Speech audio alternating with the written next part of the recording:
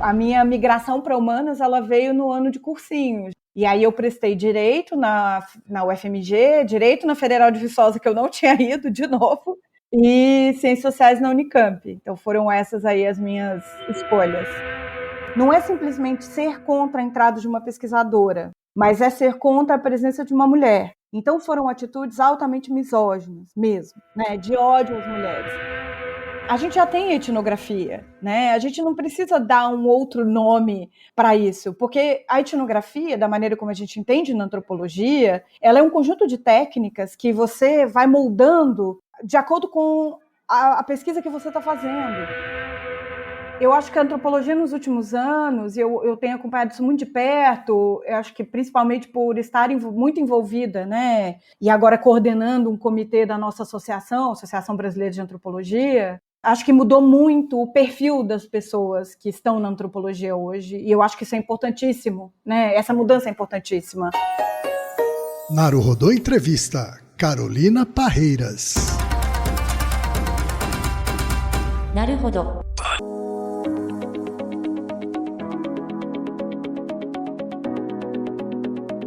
Ilustríssimo ouvinte, seguimos com a série Naruhodô Entrevista, que está trazendo conversas descontraídas com cientistas brasileiras e brasileiros que contam sobre suas trajetórias, seus pensamentos e seus campos de atuação. Neste episódio, vamos falar com a Carolina Parreiras. Carolina Parreiras Silva possui graduação em Ciências Sociais pela Universidade Estadual de Campinas, mestrado em Antropologia Social e doutorado em Ciências Sociais, todos pela mesma universidade. Como parte do doutorado, foi uma das participantes do Summer Doctoral Program, promovido anualmente pelo Oxford Internet Institute, da Universidade de Oxford, na Inglaterra. Tem experiência docente e de pesquisa na área de ciências sociais, com ênfase em antropologia, gênero, sexualidade e estudos de internet, contando com vários artigos e papers publicados em periódicos e livros nacionais e internacionais. De 2013 a 2016, atuou como gestora e consultora para projetos sociais em organizações do terceiro setor. Foi pesquisadora de pós-doutorado, bolsista FAPESP do Departamento de Antropologia da Universidade de São Paulo e professora colaboradora do Programa de Pós-Graduação em Antropologia Social da Unicamp. Foi Visiting Scholar no Institute of Latin American Studies da Columbia University in the City of New York. Foi pesquisadora de pós-doutorado do Programa de Pós-Graduação em Antropologia Social da Unicamp. É coordenadora do Comitê Antropologia Digital Divulgação Científica da Associação Brasileira de Antropologia e também da Ampox Pública. É também coordenadora de projeto Jovem Pesquisador da FAPESP no Departamento de Antropologia da USP e também do LETEC, Laboratório Etnográfico de Estudos Tecnológicos e Digitais. Finalmente, é pesquisadora colaboradora do Departamento de Antropologia da USP e do PPGAS USP, onde atua como orientadora de mestrado. Vamos então para a conversa com a Carolina?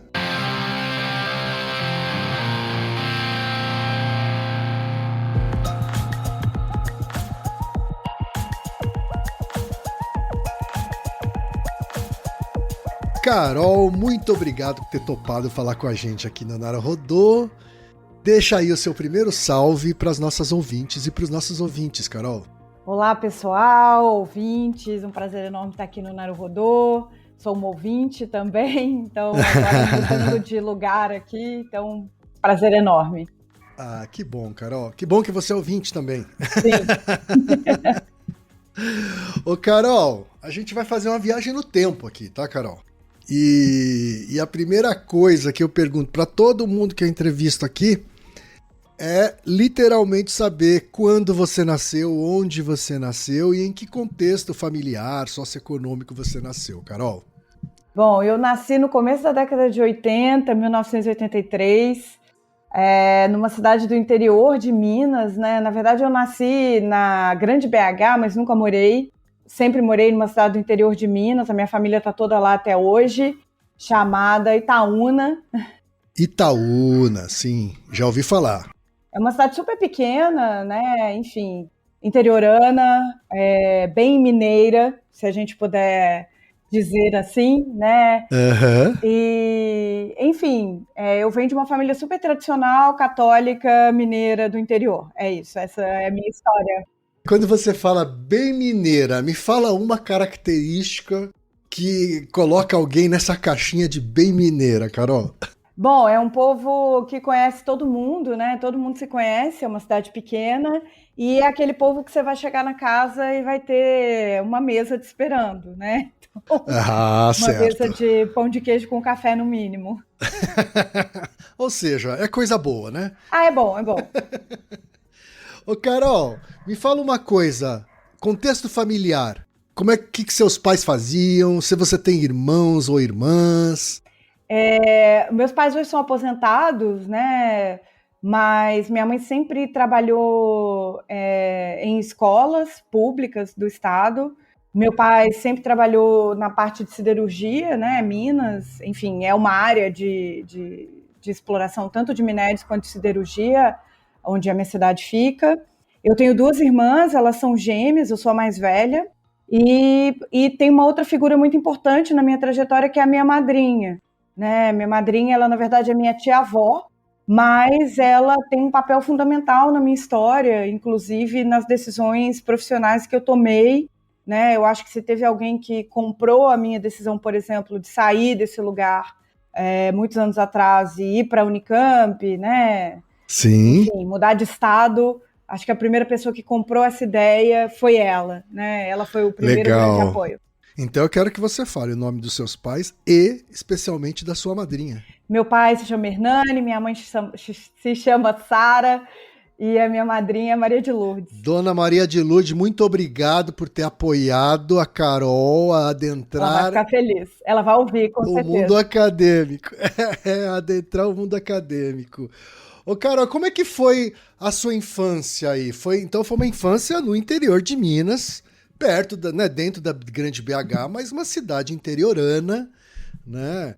Tem alguns amigos e algumas amigas também de cidades menores de Minas Gerais, cidades muito menores, inclusive, que a sua. Como é que era a infância? E se tem alguma coisa durante a sua infância e adolescência que você, hoje, olhando em perspectiva, de alguma forma te influenciou na escolha das ciências humanas lá na frente? A minha infância foi uma infância... As lembranças que eu tenho, elas são bastante felizes, né? Foi uma infância cheia de primos e primas. Nós somos muitos e muitas, né? Acho que com grande parte eu ainda tenho bastante contato, até ainda que nós tenhamos seguido caminhos muito diferentes. Mas a gente brinca, a minha avó materna, principalmente, né? Ela tem ainda, ela é viva, minha avó está viva ainda. Tem 91 anos. Ah, que felicidade ter uma avó viva. Sim, 91 anos e está ótima. E ela tem uma casa gigante, que tem um quintal. Então, aquele quintal era o paraíso para essas crianças todas. Então, são lembranças muito felizes disso. Nossa, teve a infância que todo mundo queria ter, então, né? Acho que sim, E foi uma infância muito acompanhada dos livros, né, também.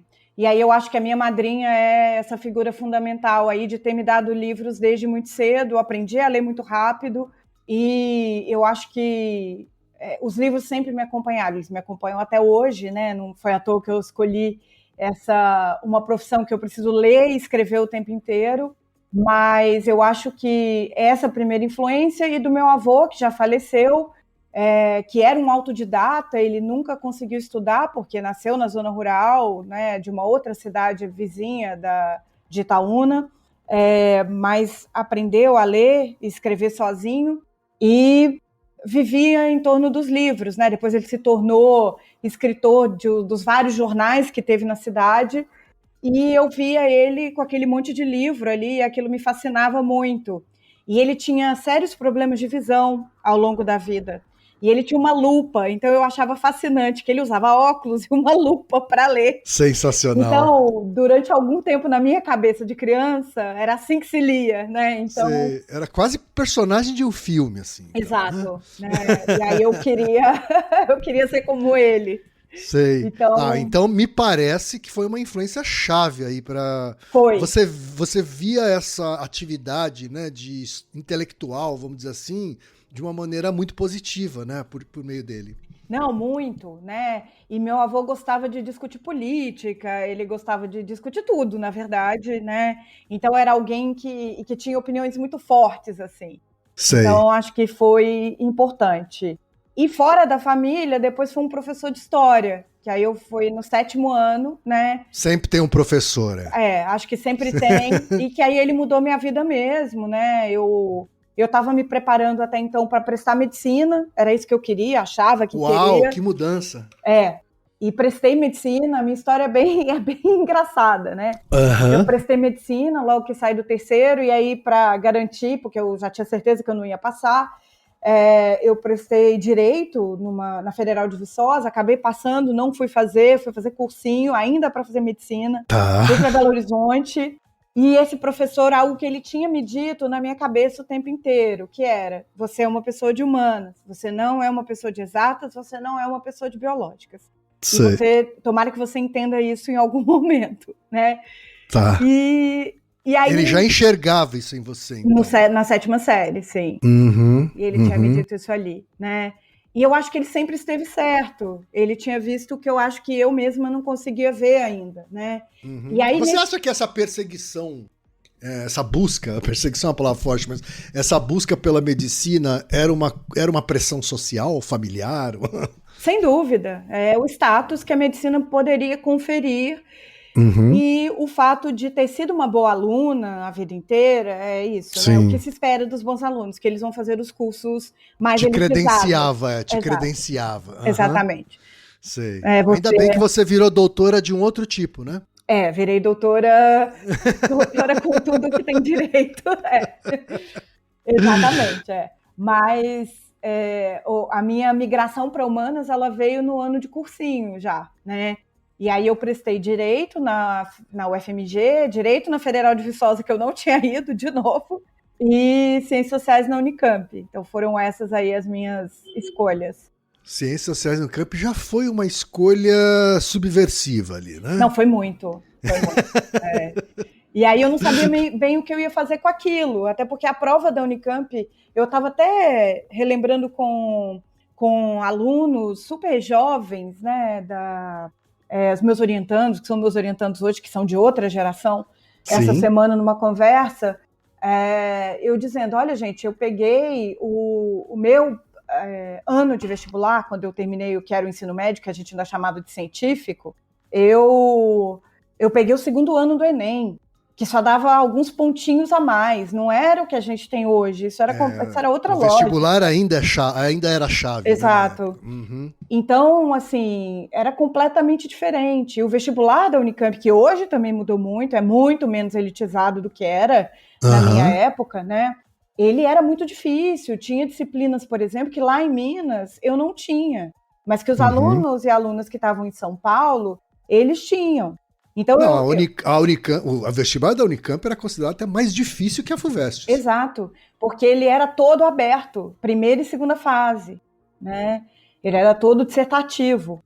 Então, aquilo foi uma prova super difícil, né? Enfim, mas acabou dando certo. Então, sim.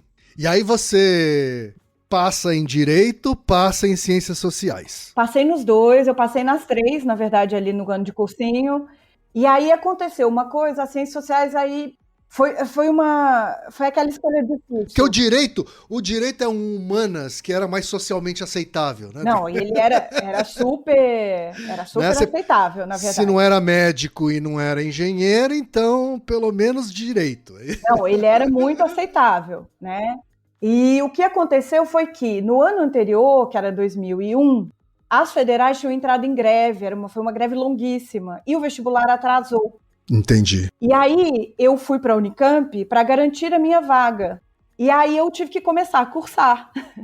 Só que eu me apaixonei pela Unicamp e pelo curso. Sim, sim. Quando saiu o resultado da 2ª fase, por exemplo, eu perdi a minha semana de bichete, de calouro, que também foi a novidade, porque em Minas a gente chamava de calouro, bichete é de São Paulo, né? Bicho, bichete.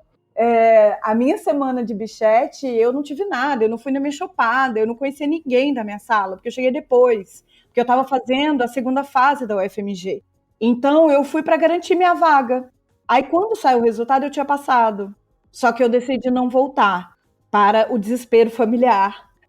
Imagino. Porque, agora, aliás, me conta, assim, você então teve que fazer essa mudança rapidamente para garantir essa vaga. Você foi morar em Campinas? Aí eu fui, era uma moradia temporária ali, porque a expectativa era... Eu sabia que eu tinha ido muito bem na UFMG, então era muito provável que eu tinha passado, né, enfim. Certo. E, enfim, vamos garantir isso aqui, porque, né, você já passou mesmo. E aí você foi para uma moradia temporária. Fui para uma moradia temporária com outras duas amigas. República. Uhum. Não, era um pensionato, me puseram num pensionato. Tá. Porque era mais seguro. Pensionato para moças. Não, mas era só para moças.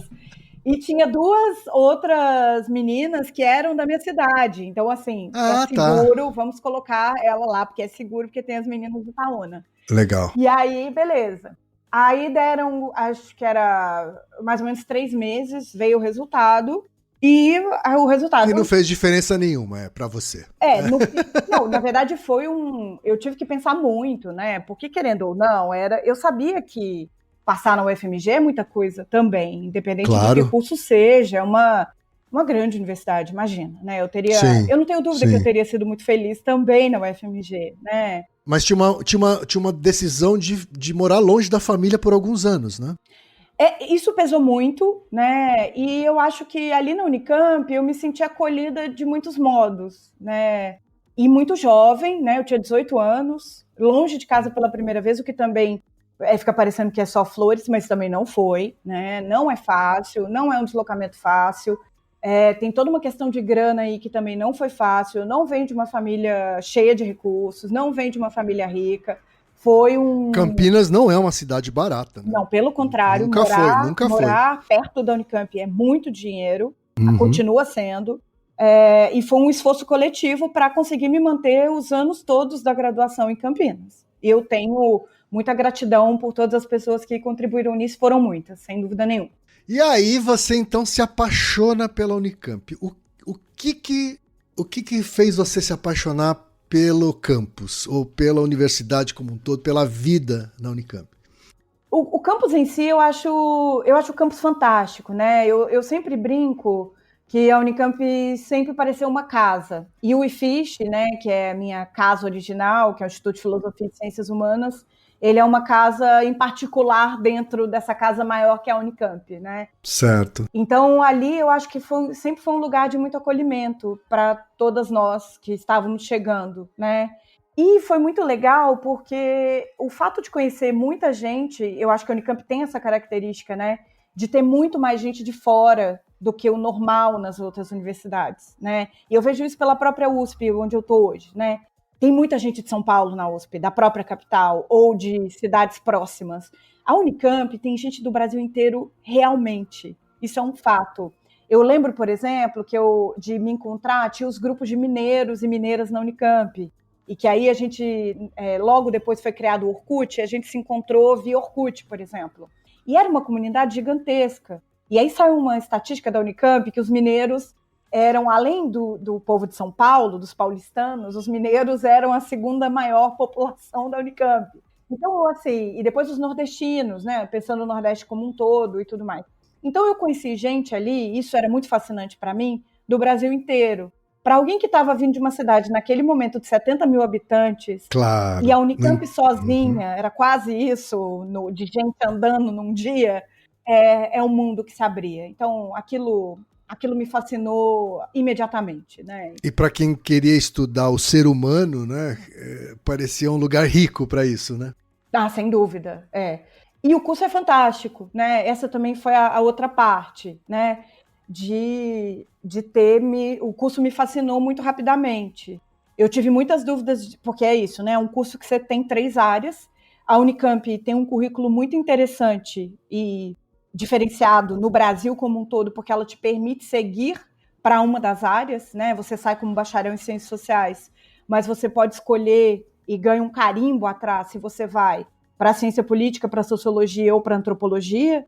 E eu entrei, a minha ideia original era ir para a ciência política, mudou muito rapidamente, e aí também foi uma professora, né, sempre alguém que vai pegar a gente pela mão, eu acho, e falar, veja bem, eu acho que você não é bem você isso aí, né?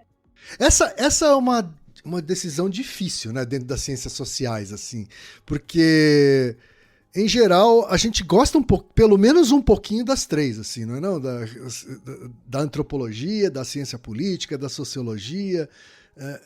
Na minha ignorância, eu acho até que existem pontos que se tangenciam aí entre as três áreas. Eu tô certo ou errado?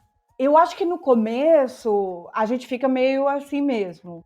Mas depois, porque o currículo inicial, pelo menos no seu primeiro 1 ano e meio de curso, você vai ver, você tem que cumprir tudo de todas, né? É mais generalista. Exato, você não tem como escapar disso. Mas depois a gente vai começando a perceber para onde a gente quer ir, né?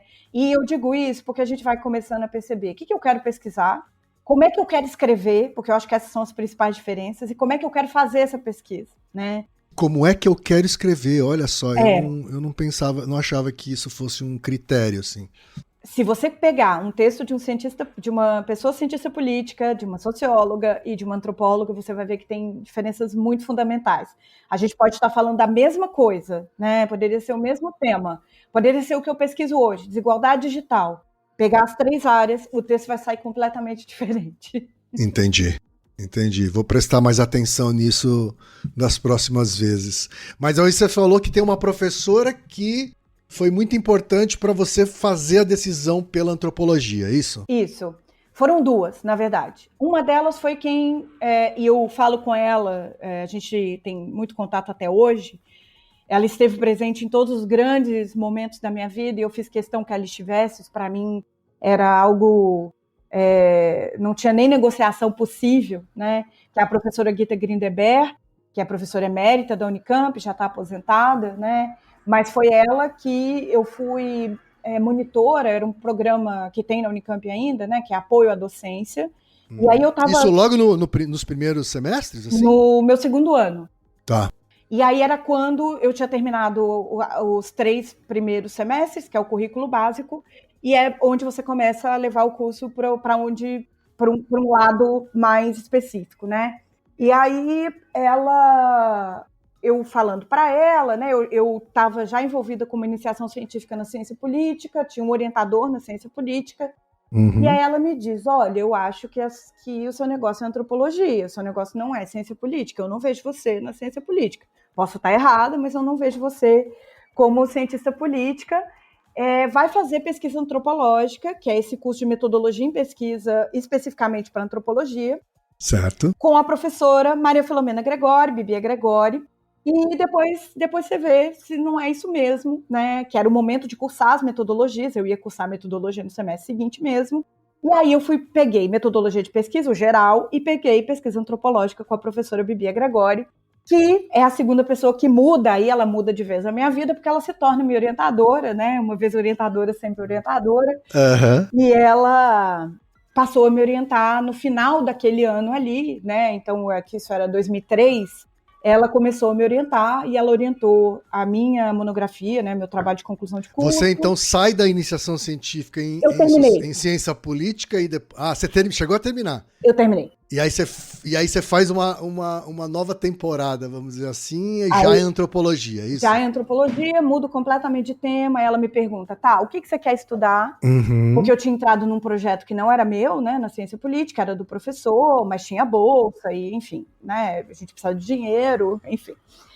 E aí eu fui trabalhar com, enfim, montei esse projeto, virou o meu trabalho de conclusão de curso. O projeto é seu, não era pegar carona no estudo, num projeto que já estava em andamento, um projeto seu mesmo. Projeto meu orientado por ela. É o projeto sobre GLS? Isso, ainda GLS naquela época, porque não tinha... Naquela época é o GLS, O título é Se Expresse e Não Se Reprima, a complexa lógica dos ambientes de GLS a partir da cidade de São Paulo, o espaço revisitado. GLS, vamos explicar para quem é mais jovem? Sim, né? Que conhece as siglas mais contemporâneas. GLS é gays, lésbicas e simpatizantes, é isso? Isso.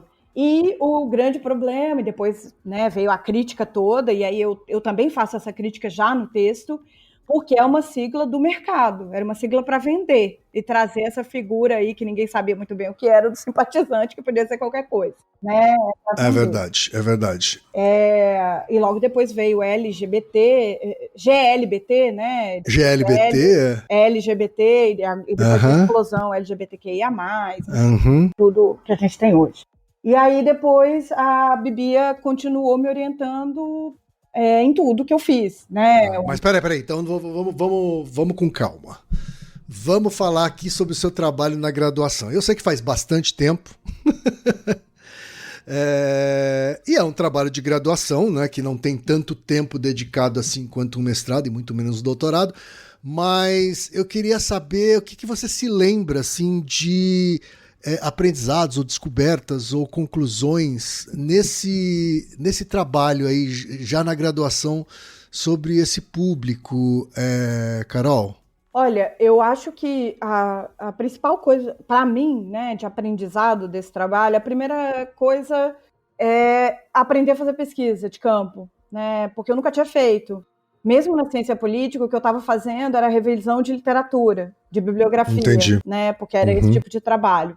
E, nesse caso específico, eu fui a campo, né? Eu fui a vários lugares em São Paulo, conversei com pessoas, que era uma novidade, eu nunca tinha feito isso, né? De entender o que significava, né, na prática, porque na teoria eu tinha aprendido nas aulas, os vários sentidos, como a literatura estava me dizendo ali nas aulas, do que era fazer uma etnografia, né, que é conhecido como essas várias técnicas de pesquisas que a antropologia utiliza para fazer pesquisa, né?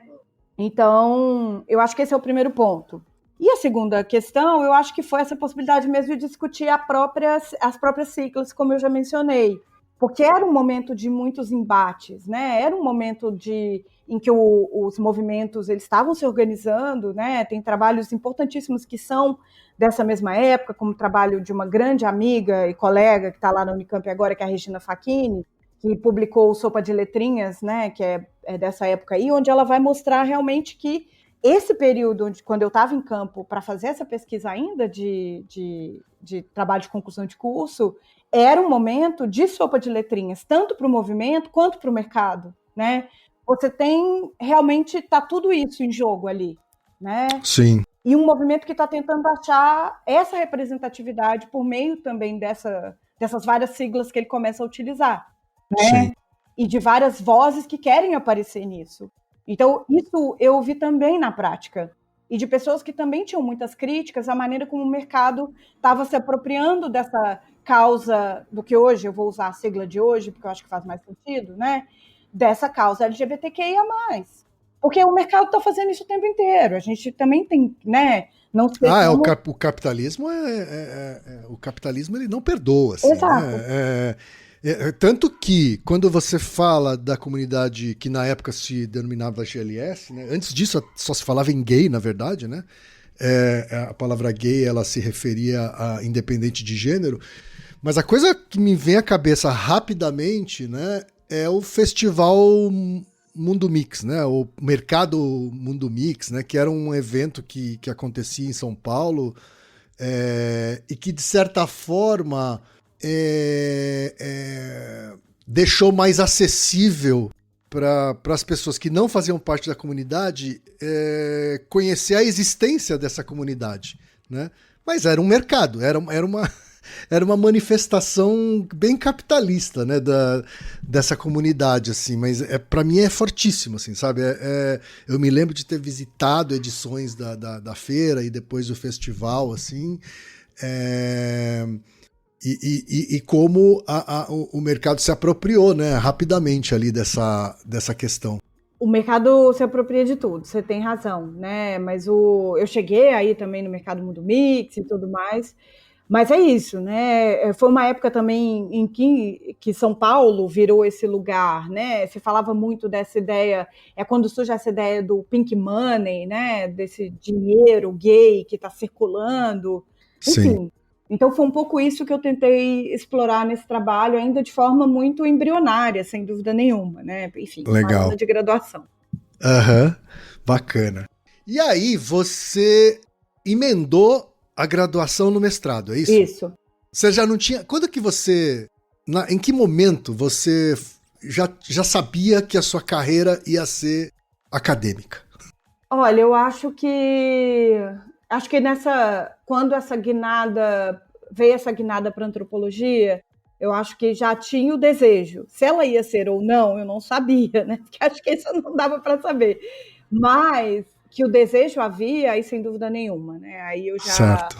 já vinha esse desejo de, ok, é isso que eu quero fazer da minha vida. Você não se via trabalhando no mercado corporativo, assim, no mundo corporativo? Nossa, não mesmo.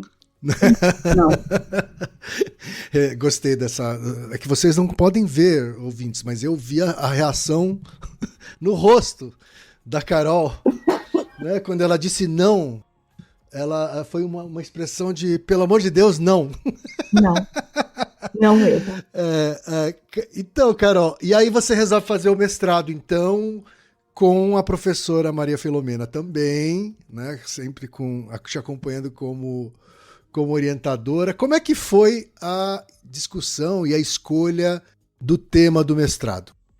Então, vem um pouco dessa experiência do trabalho de conclusão de curso, né? Porque a internet começa a aparecer em várias das conversas que eu tive naquele momento, as pessoas dizendo, eu uso a internet para buscar parceiros, eu uso a internet para, enfim, para buscar lugares onde ir, e ainda uma internet muito precária, se a gente for comparar com a de hoje, né? Sim. E começam a aparecer ali já as primeiras menções ao Orkut também, né? Então, eu entro no mestrado com um projeto que tentava pensar como é que essas apropriações e eu estava chamando, era esse o nome que eu usava no projeto, né? Depois isso virou uma discussão da minha dissertação, como é que esse espaço virtual estava sendo apropriado pelo público LGBT, né, para as várias possibilidades, mas principalmente pensando sociabilidade, né? Uhum. Adorei o nome do título do trabalho, que é Sexualidades no .com, espaços e homossexualidades a partir de uma comunidade online. Isso. E aí, acabei fazendo a pesquisa, né, fiz um mapeamento, os primeiros meses de pesquisa foram dedicados a isso, e eu acabei fazendo pesquisa no Orkut, foi o auge do Pega, né, o auge do Orkut no Brasil. Sem dúvida. Estava todo mundo, quem estava conectado estava no Orkut naquele momento, né, enfim, ainda muita gente não conectada, certamente, mas quem estava ali. E eu acabei fazendo pesquisa de campo numa comunidade, né, que eu dei o nome fictício de Éper. Porque foi um acordo, né, meu com meus colaboradores de campo. Era uma comunidade, aí eu usei a definição que eles mesmos davam para essa comunidade, de homens que se relacionavam afetivo e sexualmente com outros homens, porque eles estavam tentando discutir ali essa não necessidade de um rótulo, de dizer, eu sou gay, eu sou bi, eu sou hétero, mas eu fico com homens de vez em quando. Então é isso, eu me relaciono afetivo e sexualmente com outros homens, não importa com que periodicidade, quando, onde, por quê. Certo. Né? E era uma comunidade extremamente movimentada. E era um momento no Orkut, e vocês... Para quem usou o Orkut vai se lembrar disso, teve um momento também em que a gente foi invadido por um monte de anúncio nas comunidades. Virou aquela coisa chatérrima de aquele monte de anúncio nos fóruns e as conversas de verdade se perdiam. E na Éper isso não acontecia, porque tinha uma moderação que era atuante. Então só ficava na comunidade, a comunidade era fechada, tinha que ter aprovação, tinha 3 moderadores que eram super, super atuantes, e eles falavam o dia inteiro. Aquela comunidade era assim, foi um achado mesmo, né? Sim. E acabei fazendo várias discussões, né, que eu nem imaginava quando pensei esse projeto, né, mas tentando sumarizar aqui, né.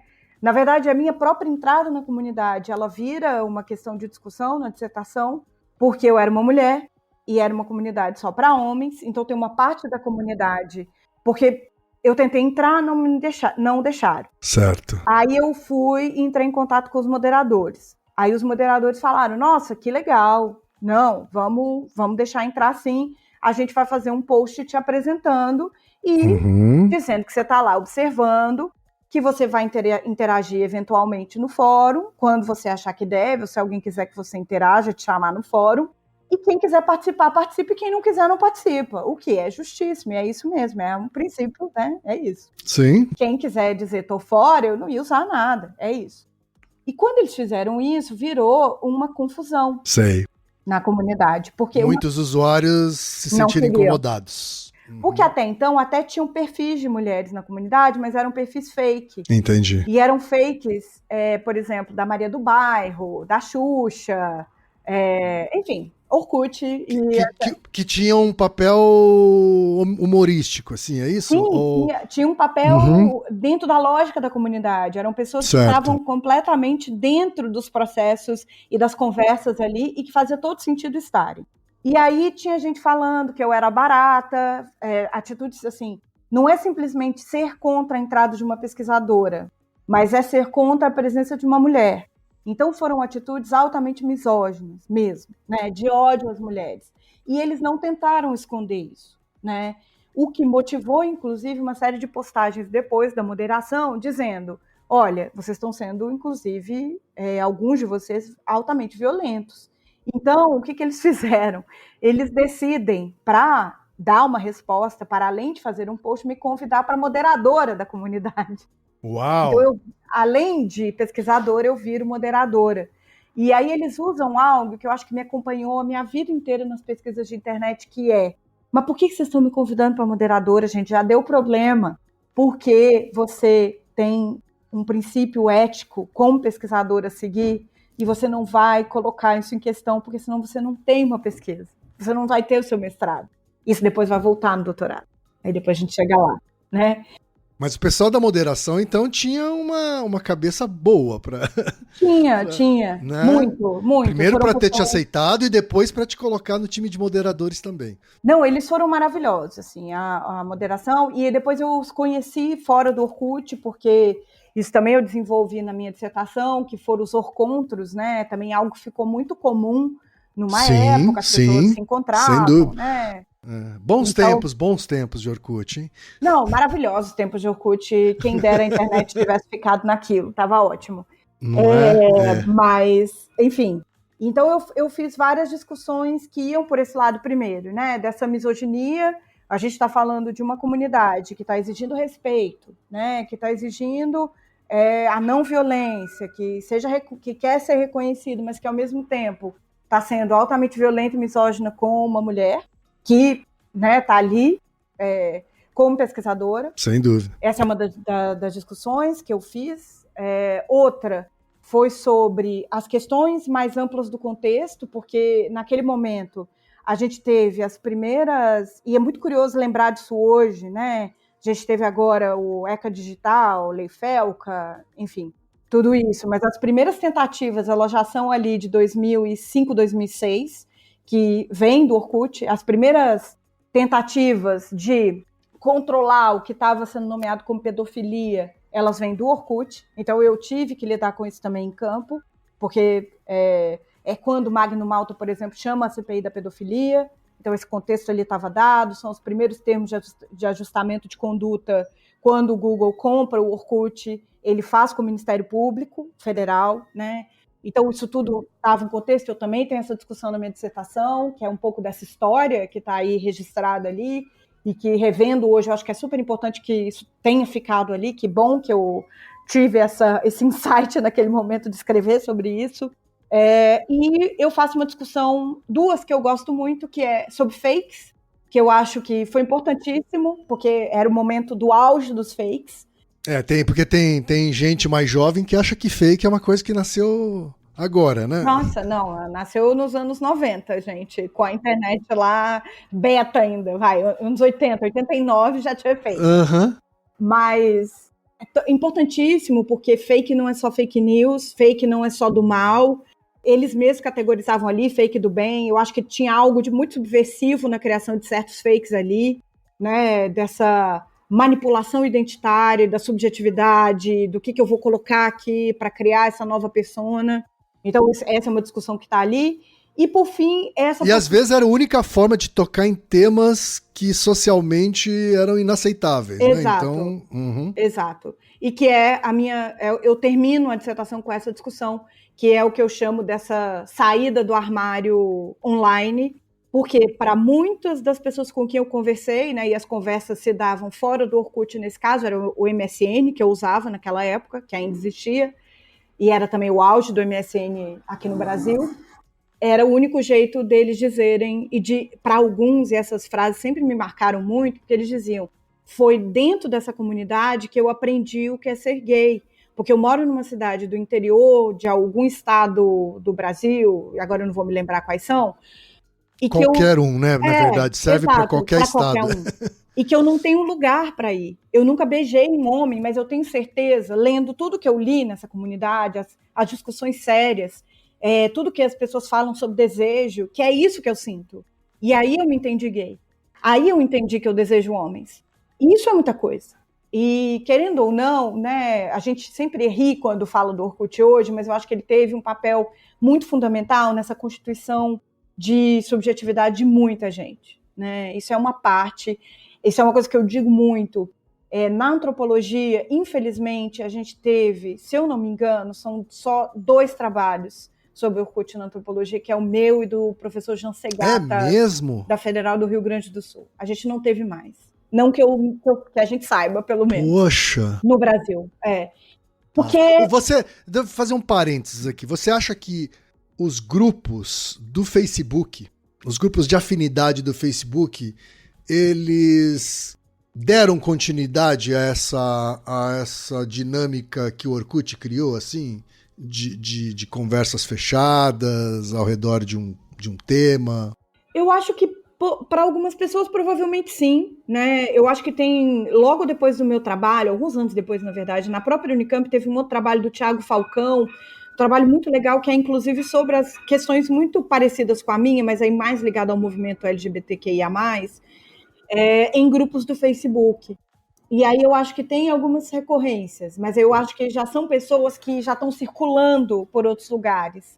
Sim, justo. Eu acho que essa é a diferença principal. Certo. Uma outra coisa que eu queria também aproveitar nesses parênteses. Lésbicas não faziam parte do seu objeto de estudo, assim? Não. E foi uma decisão mesmo, né? Eu achei que seria mais interessante ter maior distanciamento. E pesquisando homens, eu teria maior distanciamento. Entendi. Entendi a escolha agora. Você ficou satisfeita com o resultado final do mestrado? Porque muitas vezes, né, eu já entrevistei muita gente aqui que mestrado é muito rápido, não, foi mais uma introdução para o doutorado do que um trabalho em si. Se você tivesse me feito essa pergunta até 2019, eu ia te dizer, nem um pouco, porque essa era a minha resposta. Eu só fui perceber a importância do que eu tinha feito no mestrado em 2020, quando a pandemia estourou, e que eu fui baixar de novo o meu mestrado lá na Unicamp, a versão final, porque eu precisava rapidamente, né, e porque é isso, né, acho que é importante fazer essa menção aqui. Esse foi um campo na antropologia, estudo do digital, que hoje a gente chama de antropologia digital, esse foi um campo que a gente quase tirou leite de pedra, literalmente. Porque foi um campo que demoraram um tempo demais para reconhecer. Isso globalmente. No Brasil, mais ainda. Né? Globalmente, a gente coloca o ano de 2012, 2010, 2012 como um ano em que se diz, olha, temos um subcampo chamado Digital Anthropology. No Brasil, eu diria, né, hoje, que é 2020 com a pandemia, que falaram, nossa, a gente tem um monte de gente que está desde a década de 90 falando dessas questões, vamos chamar todos eles e todas elas para falarem com a gente aqui? Então é isso. E aí todos e todas nós que estávamos desde muito tempo falando sobre isso, fomos chamados, enfim, e aí, enfim, lembraram, olha, tem gente. Eu vou citar um caso do mestrado, já que a gente está falando do mestrado. Minha primeira disciplina de metodologia, primeiro ano de mestrado, acabando de sair da graduação, um professor na disciplina de metodologia, ele lê o projeto tinha 2 projetos que lidavam com internet na sala. O meu e da Adriana Dias, que é alguém muito conhecida, inclusive, que faleceu alguns anos atrás. A Adriana Dias, que pesquisava neonazistas na internet, né? Figura conhecidíssima nas redes. Foi ela que achou a carta do Bolsonaro, que foi publicada no Intercept, nos grupos neonazis e tudo mais. Sim. E ele diz para a gente, né, que nós achávamos que nós tínhamos uma esperteza muito grande, porque a gente estava pesquisando internet, porque aquilo era antropologia do copia e cola. Era isso que as pessoas achavam de nós que estávamos nos propondo a estudar essa nova forma de tecnologia, que virou o que virou hoje, né, 20 anos depois, e tem 20 anos isso, né, está fazendo 20 anos, Sim. Que isso aconteceu com a gente. E era isso que as pessoas achavam até outro dia. De verdade, não era um campo. Isso não era um campo. Isso é o povo da tecnologia. Deixa eles lá. Deixa eles lá, eles estão falando entre eles. Agora não, agora a gente está falando para todo mundo. Então, se você me fizesse essa pergunta até 2019, eu ia te dizer que não. Aí, em 2020, quando eu pego de volta e fui reler o meu mestrado e o meu doutorado, eu falei, meu Deus, tinha muita coisa importante aqui que a gente estava dizendo. E eu fui reler não só o meu, eu reli de muita gente, né? Poderia aqui fazer uma lista enorme, né? E se alguém quiser, por favor, entre em contato comigo depois. Eu posso passar a lista inteira de bibliografia que eu levantei nesse tempo todo, porque foi um trabalho mesmo de resgatar esses trabalhos antigos, né? Sensacional. E é isso. Hoje eu te diria, eu fiz um bom trabalho num mestrado e eu fiz um bom trabalho num doutorado, sim, depois. Então, o mestrado tem a sua importância garantida ali. Que bom que você foi um pouco mais generosa consigo mesma anos depois, assim, né? Eu acho que a gente tem muita dificuldade de fazer isso, né? Mas demorou muito, porque pense, de 2020, eu defendi em 2008, foram 12 anos. Precisou de uma pandemia para você reconhecer isso, né? Exatamente. Ô, Carol, já que você tocou nesse assunto, eu ia falar sobre isso mais para frente, mas já que você tocou nesse assunto, eu já ouvi muitas vezes, né? Eu, diferente de você, venho do mercado, né? Trabalho ainda no mercado, e existe uma técnica que o mercado nunca vi ele absorver, porque como você mesma disse, né? E eu concordei, o mercado ele se apropria, inclusive, de técnicas criadas no mundo acadêmico, etc., né? E tem uma delas que eu acho que nunca explodiu no mercado corporativo, mas que eu, quando conheci, achei muito interessante, que se chama netnografia, ou que veio a se chamar de netnografia, né? O que você conhece disso e se você tem alguma opinião a respeito? Assim? Então, eu acho que na antropologia a gente é bastante crítico, né? Quem criou foi um cara chamado Kozinets, e ele criou para o marketing, né? Ele não criou para ser uma técnica. Ele já criou como um produto do mercado. Isso. Entendi. E para a gente, acho que a principal crítica a gente já tem etnografia, né? A gente não precisa dar um outro nome para isso, porque a etnografia, da maneira como a gente entende na antropologia, ela é um conjunto de técnicas que você vai moldando de acordo com a pesquisa que você está fazendo. Você não tem um manual de como fazer etnografia. Eu não preciso de um manual. É claro que a gente tem um cânone, né, que é um cara chamado Malinowski, que lá no começo do século XX, ele estabeleceu que eu preciso ter observação participante, imersão por um tempo prolongado, mas até isso a gente foi reconsiderando ao longo do tempo, né? E hoje, por exemplo, a gente considera, como eu te falei, a questão do texto, que a própria escrita é uma parte fundamental do que a gente faz. Para a gente, na antropologia, a própria escrita do texto é fazer etnografia, porque até o texto é pensado para comunicar algo de uma forma específica. Enquanto eu estou escrevendo o meu texto, eu também estou fazendo etnografia, porque eu estou voltando nos meus dados. A minha escolha de como eu vou apresentar determinadas vozes, de como elas vão aparecer no meu texto, se eu vou ter que trazer, por exemplo, figuras literárias, porque eu estou lidando com um contexto de risco e que eu não posso colocar isso de uma maneira muito óbvia, porque senão vão saber de onde eu estou falando, então eu tenho que trazer algo ficcional aqui, ficcionalizar tudo, é fazer etnografia. Etnografia certo. Tem uma autora do campo do digital, inclusive, que ela usa uma palavra que eu gosto muito, etnografia ela é incremental, nesse sentido de que é sempre tem sempre algo mais. Eu sempre posso descobrir mais. Eu sempre posso trazer algo mais para essa prática na hora do fazer etnográfico. Certo. Então, o ponto com a etnografia é que é quase como se ela fosse um manual de como fazer. E a gente É como se tivesse produtizado isso. uma Algo coisa que, na é... verdade, que são princípios e não um how-to, né? Exato. Esse how-to não Perfeito. existe. Não pra gente, não da maneira como nós temos trabalhado. Perfeito. E aí você emenda com o doutorado, com a mesma orientadora, Maria Filomena. E o título é Outporn, Corpos, Categorias, Espaços e Redes, um estudo etnográfico sobre pornografia online. Como é que você foi parar nesse tema no doutorado? A mesma coisa. A pornografia aparecia muito ali no Orkut, não podia ficar, porque o Orkut deletava, né? Sim. Mas estava ali o tempo inteiro, né? E aí eu fiz um projeto, falei, bom, acho que pornografia online é um ponto para pensar aqui. Então eu fiz um projeto bem genérico, né? Ainda era um campo pouco estudado no Brasil? Era pouco estudado, sim. Pornografia e erotismo, a gente tem um campo importante no Brasil, né? Mas, especificamente sobre digital, na antropologia a gente não tinha nada até então. Que, vamos combinar, é quando isso explode, né? Porque na minha adolescência, ter acesso à pornografia era dificílimo, assim, dificílimo, né? E hoje, sei lá, você abriu o browser, tá lá uma pornografia na sua cara. Exatamente. E aí eu fiz um projeto genérico, e aí, enfim, né, entrei no doutorado em Ciências Sociais, né, na área, e aí a decisão de não ir para um doutorado em Antropologia foi porque... Então, isso me chamou a atenção. O que significa isso exatamente, assim? Na verdade, eu abri a área, né, por exemplo, eu posso prestar um concurso de Sociologia hoje, para ir para um departamento de Sociologia, por exemplo, mas a minha escolha nem foi por isso, é porque...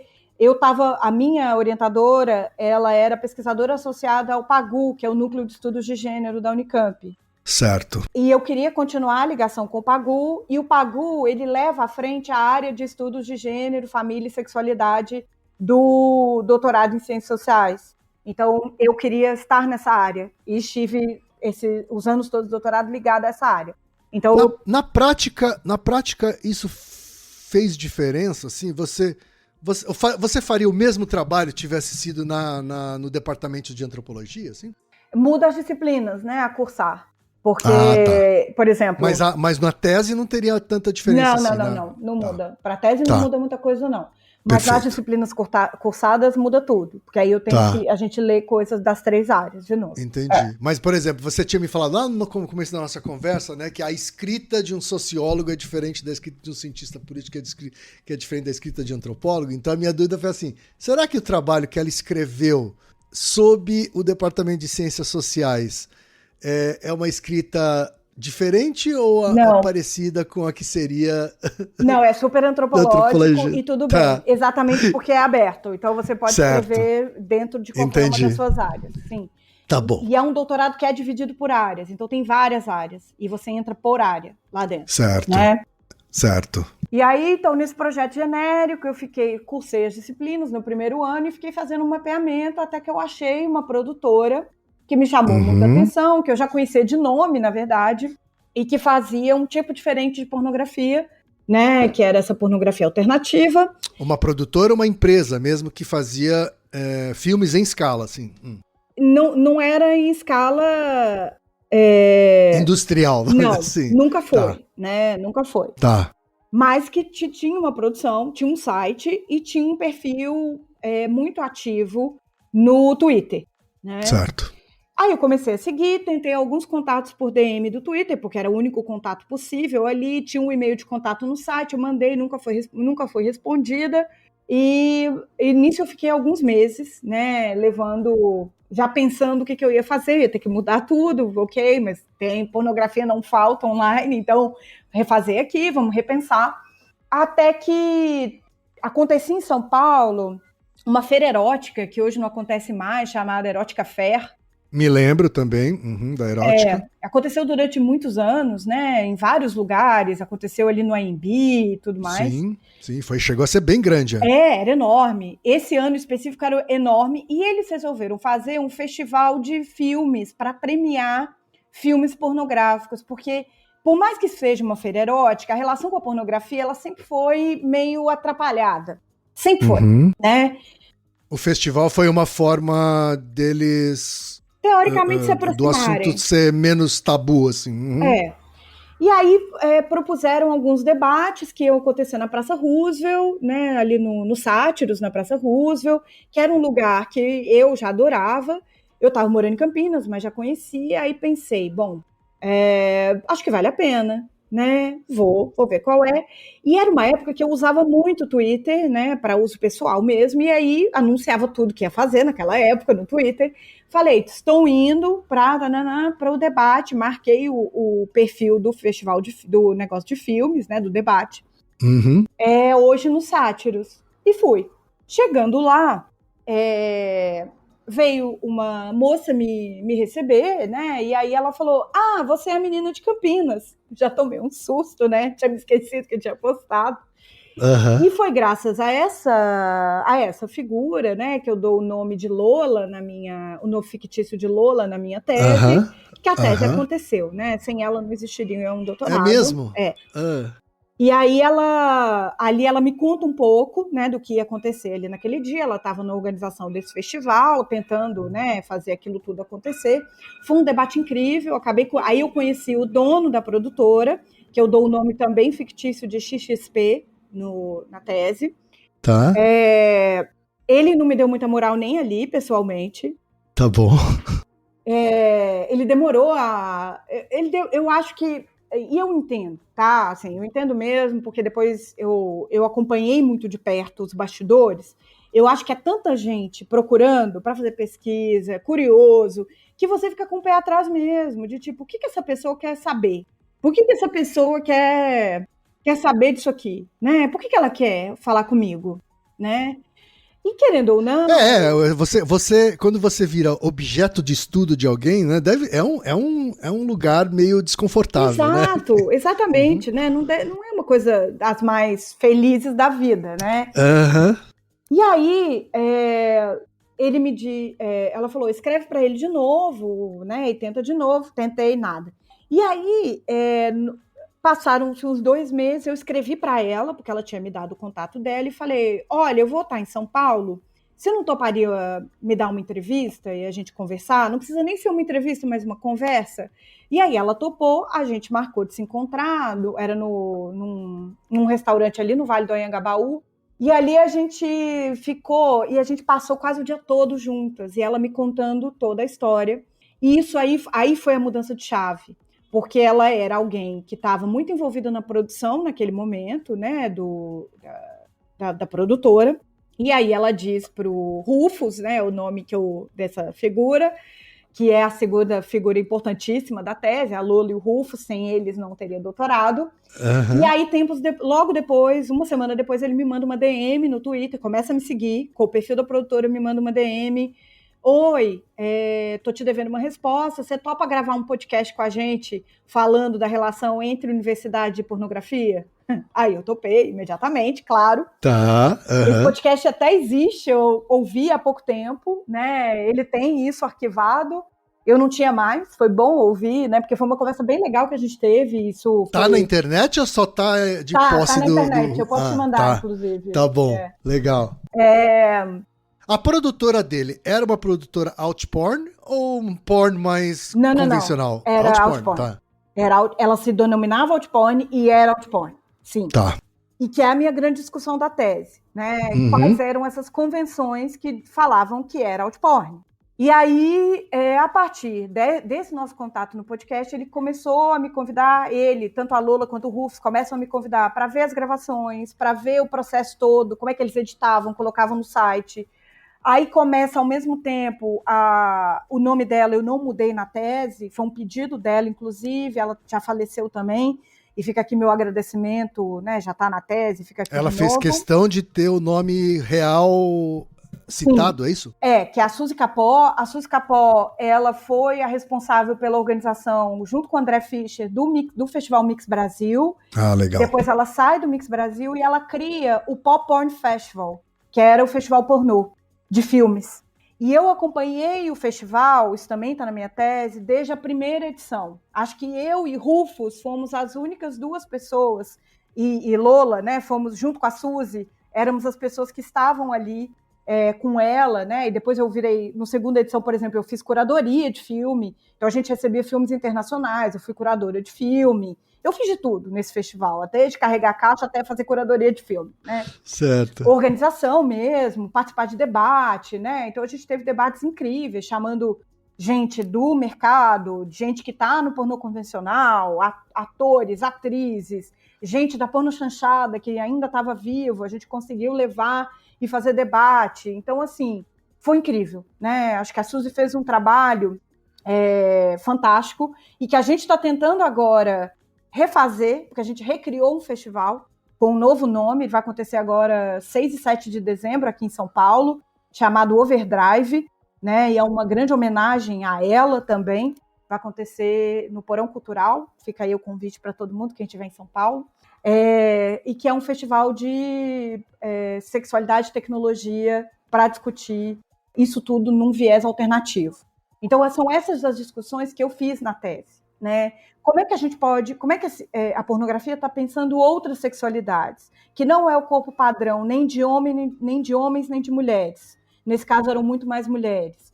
Que é uma pornografia, e as atrizes me diziam muito isso quando eu conversava com elas, que é uma pornografia onde elas podiam dizer o que elas queriam fazer, que elas não chegavam lá e tinha um cara falando para elas, você vai fazer isso, isso e isso. Não, eu posso dizer, isso eu não vou fazer, isso eu não estou a fim de fazer e eu não quero fazer. Com esse ator eu não vou gravar, com essa atriz eu não vou gravar porque a gente brigou, que seja, ou porque eu não estou a fim de gravar com essa pessoa. Ou, você vai usar uma berinjela, por exemplo. Não vou usar, eu não quero, não me sinto bem fazendo isso. Ou, olha, estou a fim de experimentar e gravar esse tipo de cena, vamos tentar? Vamos. Isso é uma coisa que todas as atrizes, sem exceção, me disseram. E eu acho que eu falei com quase todas que gravavam naquele momento com a XXP, né? Isso é uma coisa muito legal. Porque o que a gente tinha até então, no pornô convencional, mainstream, e a gente tem o livro da Maria Elvira Benites, né, que chama As Redes do Sexo, ela pesquisou o pornô convencional no Brasil e os bastidores do pornô, é o oposto disso. É um sexo litúrgico, ela dá esse nome, né? É um sexo todo padrão, que você tem 4 atos sexuais e acabou. No outporn, não. Eles estão tentando trazer outras formas dessa sexualidade aparecer. Outros atos sexuais, outros tipos de corpos. As mulheres não precisam ser magras necessariamente, ter peitão, ter uma bunda específica, o corpo pode ser tatuado, pode ser um corpo gordo, pode ser um corpo com estria, com celulite, ter vários tipos de modificações corporais, enfim. Então são essas... E fora que, como você ressaltou, né, no pornô convencional, a atriz ela não tem muito esse poder de voz aí, né? Ela vai e faz o que o diretor manda e... Não tem nenhuma voz criativa, né, no processo. Não tem. Uhum. E, enfim, eu acompanhei os bastidores, né? Foi algo que eu estava presente ali. Eu vi essas negociações acontecerem na minha frente, as preparações acontecerem. Como é que a gente vai fazer? E alguém dizer, não quero fazer, não vai fazer, né? Não era não, né? A preocupação também com a própria segurança das pessoas, né, em termos das ISTs todas, porque isso é uma questão, e tem que ser uma questão, né? A gente está falando aqui de uma pesquisa que foi feita no momento PrEP, por exemplo, que hoje é uma coisa que é uma realidade, que bom que existe, mas que não existia naquele momento, né? Então, assim, as preocupações eram maiores, a gente tinha outras questões para pensar ali naquele momento. Então, esse é um dos meus capítulos, as convenções do outporn, porque na medida em que quebra com as convenções do pornô convencional, também vai criar as convenções que vão dar o nome de alternativo. Porque eu acho que esse é um processo mesmo, né? Para tudo. Na medida em que eu estou questionando, eu também estou convencionando novamente. E vai ter gente que provavelmente vai dizer, nossa, isso aqui é super convencional e vai criar outra coisa. Acho que é um processo, sempre, né? Sim. O pós-pornô, por exemplo, que aí seria outro outro gênero, né? Uhum. Ou pornô dissidente, que é outro nome que vem aparecendo aí mais recentemente, provavelmente eu diria que o outporn ainda é muito pouco subversivo para o que eles pretendem. Talvez, não sei, né? Sim, sim. E outra das discussões que eu faço muito, e aí é a parte talvez que eu mais goste da minha tese, é a discussão com a tecnologia. Porque é um tipo de pornô que ele está entranhado com a tecnologia, para tudo. É um pornô que estava testando tecnologia, que pode ser uma gravação num iPhone, que testou um drone na minha frente pela primeira vez. E no Brasil, que eu saiba, eles foram os primeiros que testaram, no meio de uma feira, né? Que tirava qualquer coisa. Uma cena começou a acontecer, eu gravo com o que eu tenho à mão. Pode ser... Como é que chamava aquelas câmeras de gravar corrida? O GoPro. GoPro. Podia GoPro. ser com uma GoPro. Né? Mas essa relação, e a bibliografia internacional já pontuava isso, e eu vi isso acontecer na prática aqui. Né? Sim. A relação da pornografia com a tecnologia ela é muito próxima, mas do outporn eu acho que ela é mais ainda. Né? É um gênero que ele precisa da tecnologia para ele existir. Ele sem a tecnologia não existe. E aí, para mim, isso apareceu também na própria relação que a XP e que a Lola e o Rufus e eu mesma passei a ter com o Twitter. Porque o Twitter, ele virou um personagem da minha tese. Ele é um personagem. Eu trato ele como um agente na tese. Ele não é simplesmente algo, uma ferramenta que eu usei para entrar em contato. Não, ele está falando comigo o tempo inteiro. Né? Ele faz parte de tudo, de todas as negociações, de toda a maneira como as interações se deram, da maneira como a XP entrou em relação com o público consumidor, essa relação muito próxima também, porque depois eles criaram nos festivais uma oficina que era pornô faça você mesmo, então as pessoas que curtiam vinham e aprendiam a fazer, então você vinha com o que você tinha na mão. Eu tenho um celular, a minha câmera é horrível, beleza? Dá para fazer, vamos fazer com isso aqui mesmo. Então, eu gosto muito disso que eu tentei fazer, de demonstrar o quanto essa relação era intrínseca com a tecnologia. E que, inclusive, mediou a relação do pornô com a cidade.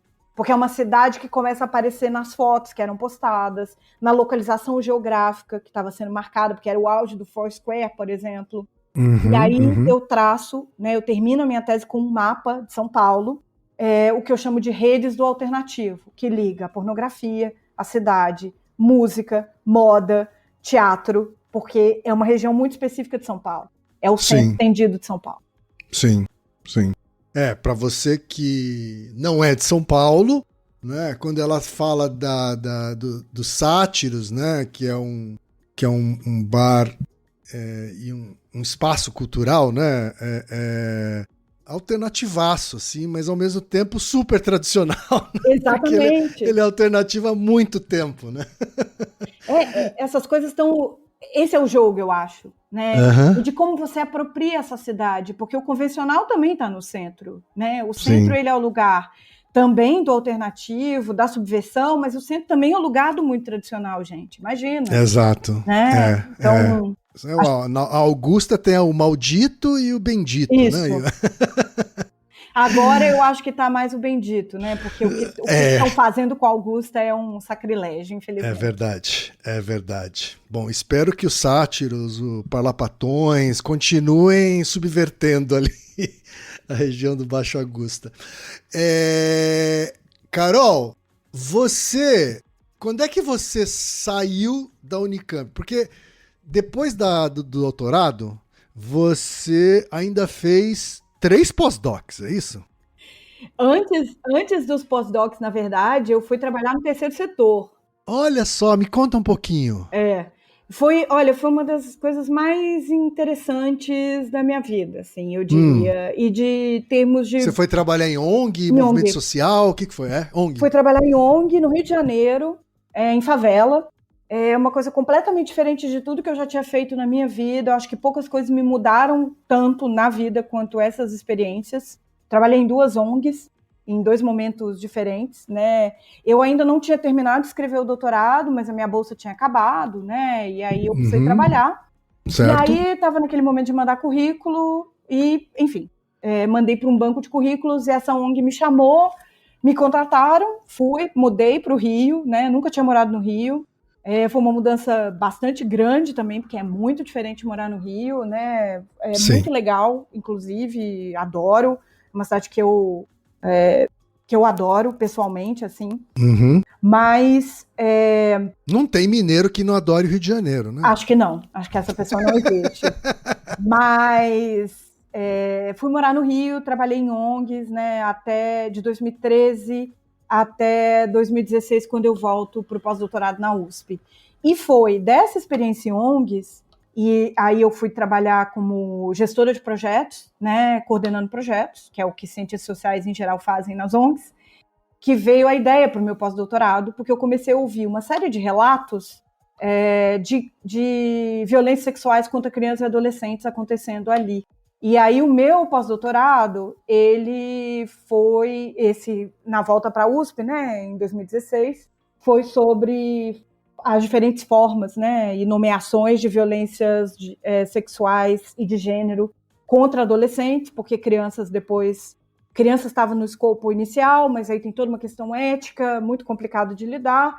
Achei melhor ficar só com adolescentes, contra adolescentes em favelas do Rio. Eu dou o nome fictício para essas favelas por questões de segurança, é um território militarizado, né, que é como eu tenho chamado, utilizando colegas, né, como Juliana Farias, Frank Davis, Lia Rocha, que são esses territórios, né, com a presença constante da polícia, de facções ligadas ao tráfico de drogas, enfim, mas que estão nessa ideia permanente do confronto, né, então eu chamo de complexo, porque complexo no Rio são vários os complexos, então é o nome mais genérico que eu podia encontrar. Então eu venho fazendo pesquisa no complexo há quase 10 anos, completa 10 anos no ano que vem, e aí eu fiz esse pós-doutorado na USP sobre violências sexuais, e como parte desse pós-doutorado eu fui como por isso que conta como 3, né, pós-doutorados, porque eu fui como vice em escola para a Columbia University em 2019, né, 2019, começo de 2020, porque a pandemia veio, para trabalhar, na verdade, para refinar melhor essas questões que envolvem... Foi sobre o mesmo tema, assim, lá que você foi estudar?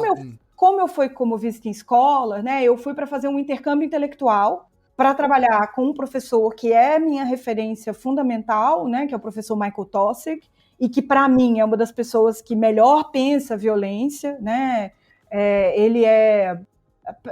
Eu era fã dele desde a graduação, assim, foi dessas leituras que mudaram a minha vida na graduação e que me fizeram ter certeza que eu queria ser antropóloga mesmo, porque ele é um antropólogo nada convencional, ele tem uma maneira de escrita que eu acho fascinante, né? Ele pesquisou um tipo de violência que não tem nada a ver com o tipo de violência que eu trabalho. Ele pesquisou, na verdade, parte sim, né? Porque ele depois pesquisou a violência na Colômbia, né? E uma parte dessa violência é a violência da guerrilha, das Farc e tudo mais. Mas ele tem um livro que ficou muito famoso no Brasil quando foi traduzido, que chama Xamanismo, Colonialismo e o Homem Selvagem. E aí tem uma parte do livro, né, ele divide o livro em 2 partes, o terror e a cura. E eu estava muito interessada em trabalhar próxima a ele para pensar essa lógica do terror. Como é que a gente poderia pensar essa lógica do terror na prática, mas também quais são as possibilidades de cura, né?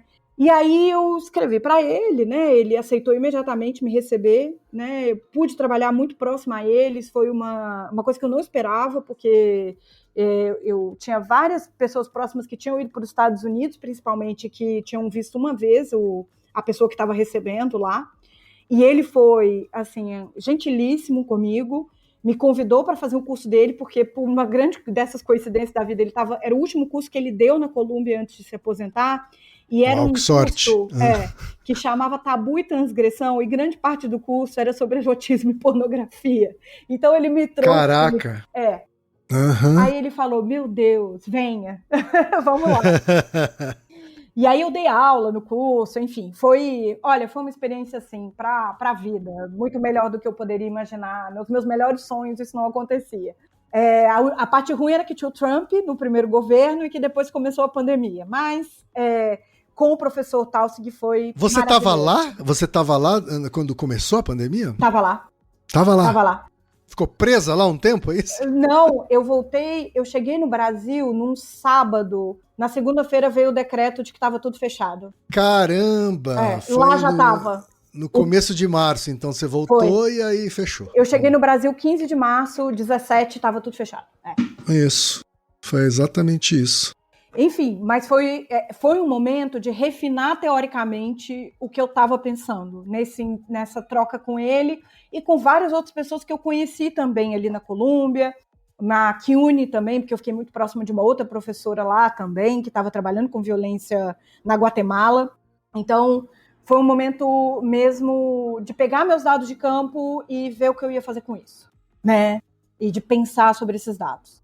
Aí eu volto, né, e já emendo um pós-doutorado na Unicamp, mas aí foi um pós-doutorado de pandemia, porque ele foi todo online, não tinha nada presencial.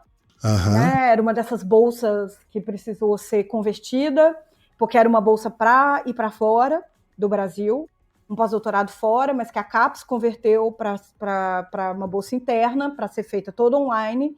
E aí foi ótimo, porque foi a minha oportunidade de discutir etnografia digital, que era algo que eu já estava fazendo desde 2005, né? Então, é pegar tudo isso e fazer, ok, agora eu tenho uma bolsa para fazer isso. Então, foi o terceiro pós-doutorado, enquanto isso... Mas é uma briga, né? Ficar o tempo todo correndo atrás de uma bolsa para o trabalho ser remunerado de alguma forma, né? Não, é sempre uma briga.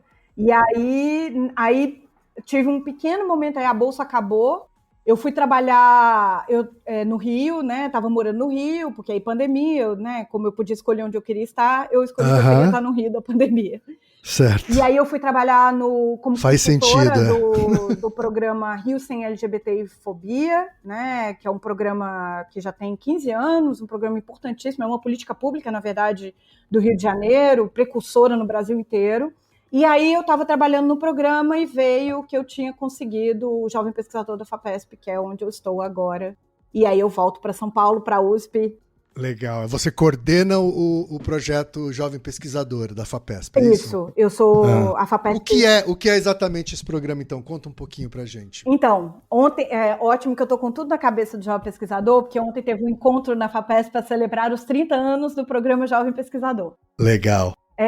O Jovem Pesquisador, então, esse projeto da FAPESP para nucleação, né, e de colocar jovens pesquisadores que ainda não passaram no concurso, né, ou que passaram muito recentemente, mas que ainda não conseguiram nuclear, criar seus próprios laboratórios de pesquisa, os seus próprios núcleos de pesquisa. E basicamente é isso. A FAPESP me contrata, ela paga o meu salário, como eu não passei no concurso, né, ainda não fui contratada por alguma universidade. Ela me contrata, paga o meu salário, me coloca dentro da universidade. Fica dentro da USP, é isso? Fisicamente fica dentro da USP. Isso, fica dentro da USP, ligado ao departamento de antropologia, que é onde eu estou como pesquisadora. Perfeito. Né? A minha vinculação é essa, né? Pesquisadora, colaboradora do departamento da USP. E também aí é lá que você orienta seus alunos mestrandos, é isso? Eu oriento iniciação científica e os mestrandos, isso.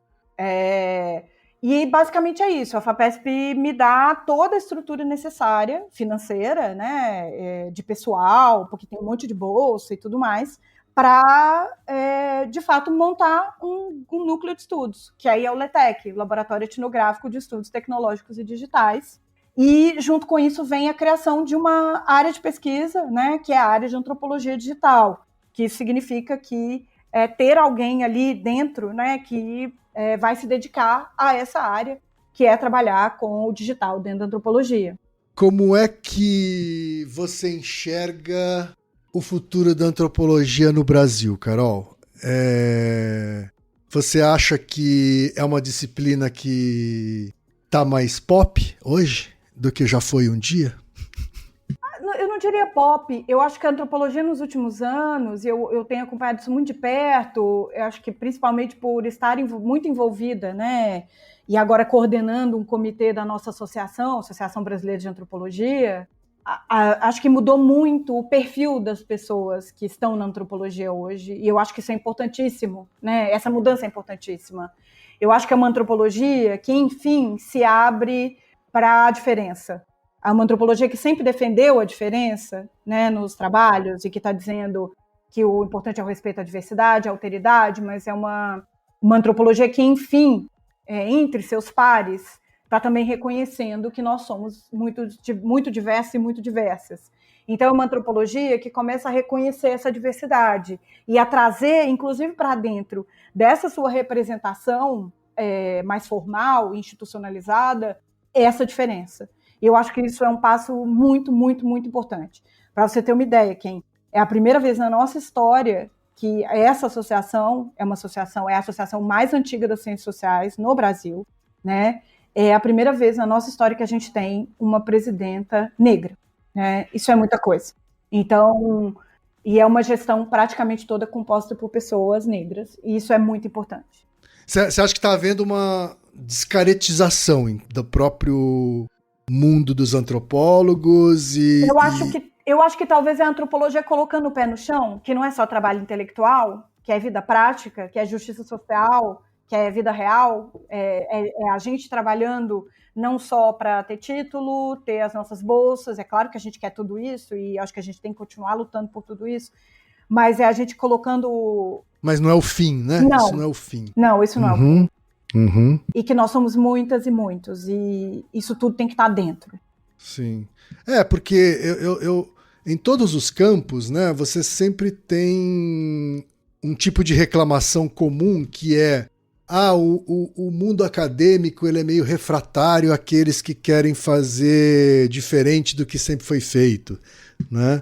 E eu sinto às vezes isso saindo também da boca de alguns antropólogos, né? Então acho que esse movimento que você tá relatando é importante, né? Para a gente ter novos pontos de vista, assim, né? Eu acho que o caminho é longo, tem coisa para mudar ainda, mas eu estou muito feliz que os passos já foram dados e essa mudança está em curso. E é bom estar dentro dela também, né? Porque eu acho que é a minha geração que está vindo aí agora. Né? Carol, para a gente finalizar aqui, os nossos jovens ouvintes, nossas jovens ouvintes que estão nas ciências humanas e que gostariam de considerar fortemente a antropologia como um caminho. Você tem algum recado para dar para essa juventude, já que você agora também já está lidando no dia a dia com jovens pesquisadores, assim?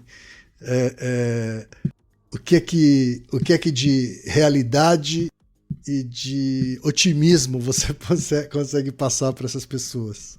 Olha, eu acho que de realidade fácil não é um campo dos mais fáceis, eu acho que essa ilusão ela não pode existir, acho que essa ilusão eu nunca tive também, né, e vocês ouviram no começo, né, eu podia ter ido para o direito, provavelmente esse caminho teria sido muito mais fácil, né, eu acredito que ele teria sido sim, né. Sim. Mas não desistam, porque eu não faria nada diferente, definitivamente eu não mudaria nada. Não me arrependo um segundo da minha escolha, faria de novo, se eu pudesse voltar no tempo, a Carol de anos atrás faria essa escolha de novo, né, sabendo que esse seria o fim, né, ainda não é o fim, tem muita coisa para viver ainda, mas persistam, né, eu acho, e acho que a principal algo que eu falo para as pessoas que eu oriento fazer antropologia é mesclar 3 coisas, eu acho, estar sempre lendo, estar sempre treinando a escrita, porque é um treino sempre, não tem texto pronto, isso não existe. Né? O que tem é o deadline, né? Não existe texto pronto, existe deadline. Exatamente, existe prazo e prazo a gente cumpre, é a vida, os prazos existem, não tem o que fazer. Então não existe texto pronto, não existe chat GPT, é escrita mesmo, tá? Não usem chat GPT, gente, de jeito nenhum. E a outra coisa é a prática, é ir lá, conversar com as pessoas, ouvir o que elas têm a dizer e, sobretudo, ser extremamente respeitosa com as pessoas, gente. Mas, de verdade, às vezes as pessoas só querem falar com a gente. E isso é ótimo. E a gente pode ouvir as pessoas. É isso. Carol, tem algum... Última das últimas. Se você tivesse que recomendar um livro para esses jovens futuros antropólogos ou jovens de ciências humanas que ainda não sabem se vão fazer antropologia ou não, tem um livro que você considere fundamental para ajudar nessa jornada e, de repente, numa tomada de decisão? Eu vou indicar o livro da minha orientadora, que não é o mais lido dela, e eu vou mandar esse podcast para ela vai rir muito. Mas ela sabe que eu sou fã desse livro, teve comemoração do livro dela, que é o mais citado, que é o livro que é o mestrado dela, esse é o doutorado. O livro se chama Viração. Ela é experiência de meninos nas ruas em São Paulo. É um trabalho de campo, gente. Se vocês têm dúvida se é antropologia mesmo, ali vocês vão ver o que é um trabalho de campo bem feito. Então, esse livro também foi importante na minha trajetória, por isso que eu estou indicando ele. Eu vou ler ele pessoalmente, então, também, Carol. Isso, Maria Filomena Gregório, Viração. Isso, porque as perguntas que eu faço aqui muitas vezes é de interesse próprio. Carol, muito, muito obrigado pelo seu tempo, pela sua generosidade e principalmente pelo trabalho que você vem realizando e continue, por favor, fazendo isso pelos jovens pesquisadores. A ciência brasileira precisa de pessoas como você, Carol. Eu que agradeço, Ken. Foi um prazer enorme conversar com você. Eu adorei. Foi ótimo relembrar a vida aqui. Pois é, a gente já teve até lágrimas aqui de gente que teve que resgatar da memória assuntos bacanas, assuntos às vezes traumáticos, enfim. Não, olha, eu fiquei emocionada em alguns momentos, mas estou super feliz aqui, de verdade. Que bom, Carol. Muito obrigado, eu que agradeço. Mais uma vez. E Naruhodô, ilustríssimo ouvinte. E você já sabe, aqui no Naruhodô, quem faz a pauta é você. Você tem alguma pergunta pra gente ou quer comentar algum episódio? Escreva pra nós. podcast@naruhodô.com.br. Repetindo? podcast@naruhodô.com.br. E lembre-se, mande nome completo, idade, profissão e a cidade de onde você está falando. É isso aí. Naruhodô. Esse podcast é apresentado por b9.com.br.